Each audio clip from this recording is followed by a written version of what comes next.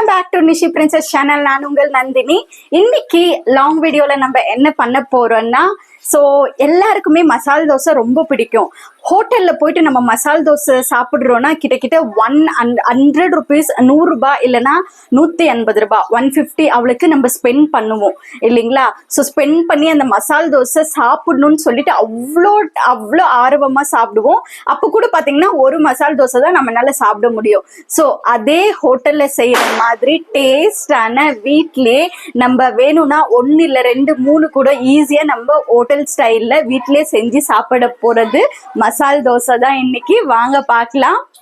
மசால் தோசைக்கு மெயினே பார்த்தீங்கன்னா அந்த ரெட் சட்னி தான் இல்லைங்களா? அந்த ரெட் சட்னியை தான் ஃபர்ஸ்ட் ப்ரிப்பேர் பண்ண போகிறோம். அதுக்கு வந்துட்டு காரத்துக்கு ஏற்ற மாதிரி ஒரு 4 காஞ்ச மிளகாய், அதுக்கப்புறமா ஒரு தக்காளி.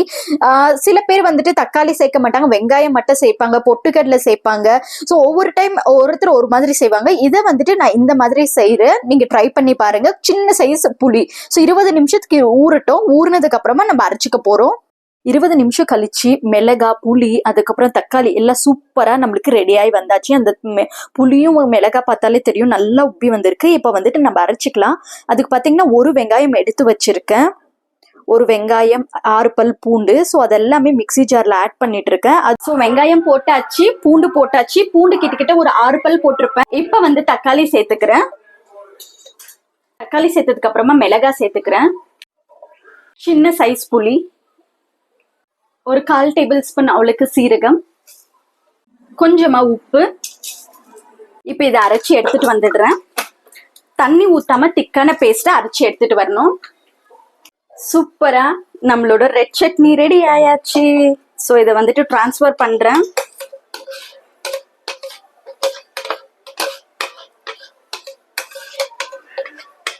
அவ்வளவுதான், சிம்பிள் ஹோட்டல் டேஸ்ட்ல நம்மளோட ரெட் சட்னி ரெடி ஆயாச்சு. இப்போ நம்ம தோசை ப்ரிப்பேர் பண்ண ரெட் சட்னி ரெடி பண்ணியாச்சு. கொஞ்சமா வந்துட்டு தேங்காய் சட்னி அரைச்சிட்டு இருக்கேன். தேங்காய் சட்னிக்கு பார்த்தீங்கன்னா 2 பச்சை மிளகாய், ஒரு 4 பல் பூண்டு, சின்ன வெங்காயம் இருந்தால் யூஸ் பண்ணிக்கோங்க, ரொம்ப டேஸ்டா இருக்கும். அதுக்கப்புறமா ஒரு சின்ன பத்து அவளுக்கு தேங்காய் எடுத்திருக்கேன். கொஞ்சமா மல்லி, கொத்தமல்லி, கொஞ்சமா பொட்டுக்கடலை, தேவைக்கேற்ப உப்பு. இதை இப்ப அரைச்சி எடுத்துட்டு வந்துடுறேன். இப்ப சட்னியுமே ரெடி ஆயாச்சு. இப்ப சட்னி தாளிச்சாச்சு. சட்னி தாளிச்சாச்சு. இப்போ எல்லாமே மசால் தோசைக்கு ரெடியா இருக்கு. மசாலா ரெடியா இருக்கு, ரெட் சட்னி ரெடியா இருக்கு, அதே மாதிரி நம்மளுக்கு சட்னியுமே இருக்கு. இப்போ நம்ம மசாலா தோசை ஈஸியா நம்ம வீட்லயே ஹோட்டல் டேஸ்ட்ல ப்ரிப்பேர் பண்ணி சாப்பிட போறோம். இப்போ தவாய் ஹீட் ஆயாச்சு. தோசை ஊத்தியாச்சு. கொஞ்சம் வந்துட்டு மாவு இதாகும் போது இப்போ நம்ம ரெட் சட்னி, இது கொஞ்சம் ஸ்பைசி இருக்குது, எவ்வளோ தேவையோ அவ்வளோ மட்டும் நான் சேர்த்துட்டு இருக்கேன். சேர்த்து நல்லா எல்லா சைடுமே ஸ்ப்ரெட் பண்ணிக்க போறேன். எவ்வளோ பேருக்கு மசால் தோசை பிடிக்கும்? பிடிக்காதுன்னு யாருனாலையும் சொல்லவே முடியாது. சைல்ட்ஹுட்ல இருந்தே, சின்ன வயசுல இருந்தே மசால் தோசைனா எல்லாரோட ஃபேவரட்டா இருந்திருக்கு. அந்த மசால் தோசைவை நம்ம ஹோட்டல்ல வந்துட்டு காசு கொடுத்து நம்ம சாப்பிட்றதோட இந்த மாதிரி வீட்டிலேயே செஞ்சு சாப்பிடும் போது எல்லாருக்குமே ரொம்ப பிடிக்கும். இங்க பாத்தீங்கன்னா நெய் பின்ன பட்டர். ஹோட்டல்ல ஏன் அவ்வளோ நல்லா இருக்குன்னா அவங்க நெய், பட்டர் இப்படியெல்லாம் நம்மளுக்கு நல்லா போட்டு கொடுக்கறதுனாலதான் அவ்வளோ நல்லா டேஸ்டா வருது. இது நம்மளோட ஆப்ஷன். இப்போ வந்துட்டு கொஞ்சம் நல்லா கிறிஸ்பினஸ் தோசை ஆகிற வரையும் வெயிட் பண்ணி நம்ம மசாலா வச்சு பேக் பண்ண போறோம். இப்போ தோசை ரெடி ஆயாச்சு. பார்க்கும் போதே கலர் உங்களுக்கு தெரியுது இல்ல? இப்போ மசாலா தாராளமா, ஹோட்டல்ல தான் நம்ம மசாலா எதிர்பார்க்குவோம். இப்போ தாராளமா மசாலா வச்சு அதை அப்படியே நீட்டா ஒரு சைடு ஃபோல்ட் பண்ணி எடுத்தா மசால் தோசை சூப்பரா ரெடி ஆயாச்சு. வாவ், அப்படியே பிளேட்டிங் பண்ணிடலாமா? ஸோ சூப்பர் அண்ட் சூடான மசால் தோசை ரெடி ஆயாச்சு. அது கூடவே சட்னி ரெடி பண்ணியிருக்கேன், ரெட் சட்னி ரெடி பண்ணியிருக்கேன். அது மட்டும் இல்லாமல் சாம்பார்.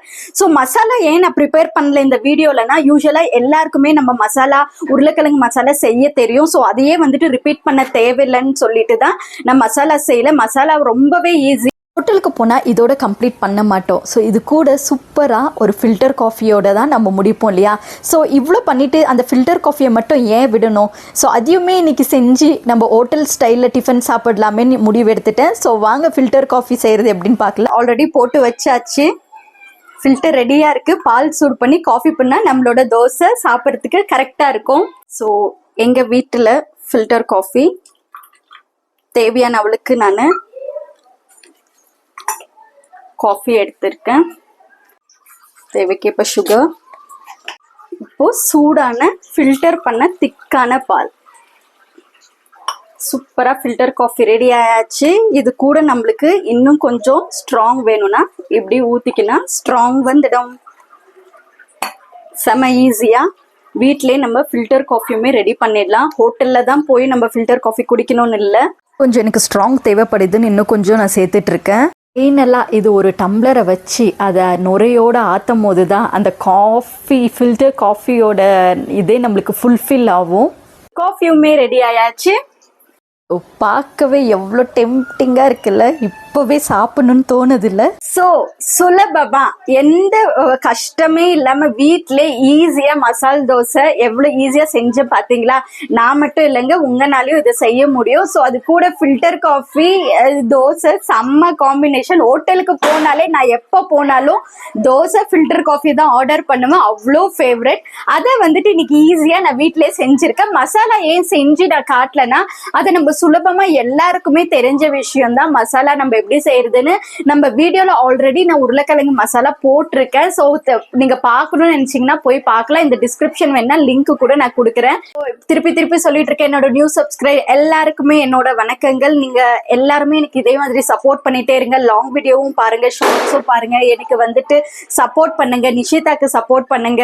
அப்பதான் நான் வந்துட்டு புது வீடியோஸ் போடுறதுக்கு எனக்குமே ஒரு எந்துவா இருக்கும். ஸோ இவ்வளவு நேரம் இந்த வீடியோ பொறுமையா பார்த்ததுக்கு நன்றி. என்னோட பிரேக்ஃபாஸ்ட் மசால் தோசை ஆறிட போகுது. ஸோ போய் சூட சாப்பிட போறேன். ஸோ தேங்க்ஸ் ஃபார் வாட்சிங். See you next video.